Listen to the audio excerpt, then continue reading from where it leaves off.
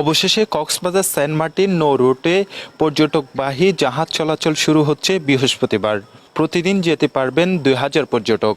তবে শুরুতেই যাত্রী সংকটের কারণে বৃহস্পতিবার থেকে সেন্ট মার্টিন পর্যটকবাহী জাহাজ চলাচল না করার সিদ্ধান্ত নিয়েছে জাহাজ মালিক কর্তৃপক্ষ।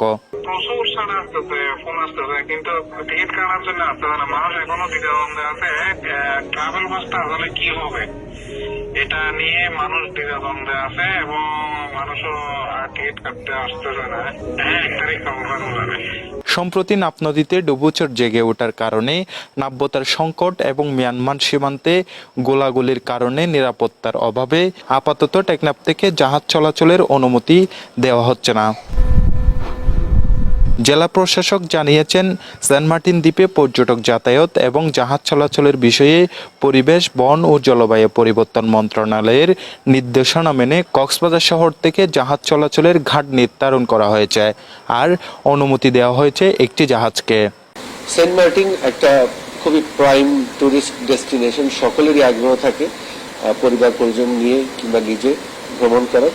আমাদের নৌ পরিবহন মন্ত্রণালয়, তারপরে আমাদের পরিবেশ, বন এবং জলবায়ু পরিবর্তন মন্ত্রণালয় এর নির্দেশনা কিছু আমরা পেয়েছি সেখানে ভ্রমণের ব্যাপারে, এবং একই সাথে ট্যুরিজম বোর্ড থেকেও কিছু সফটওয়্যার সলিউশন আছে।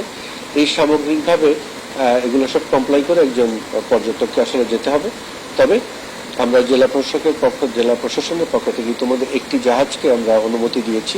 এদিকে গত ১৯ নভেম্বর পরিবেশ, বন ও জলবায়ু পরিবর্তন মন্ত্রণালয়ের সিনিয়র সহকারী সচিব সাবরিনা রহমান স্বাক্ষরিত পৃথক অফিস আদেশে সেন্ট মার্টিনের পর্যটক নিয়ন্ত্রণে কমিটি গঠন করা হয়।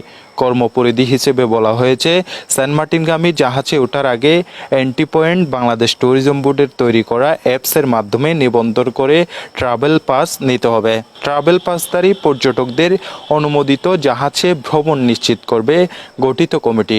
পর্যটক ও অনুমোদিত জাহাজে নিষিদ্ধ ঘোষিত পলিথিন ব্যাগ ও একবার ব্যবহারযোগ্য প্লাস্টিকের পণ্য পরিবহন নিষিদ্ধ করা হয়েছে।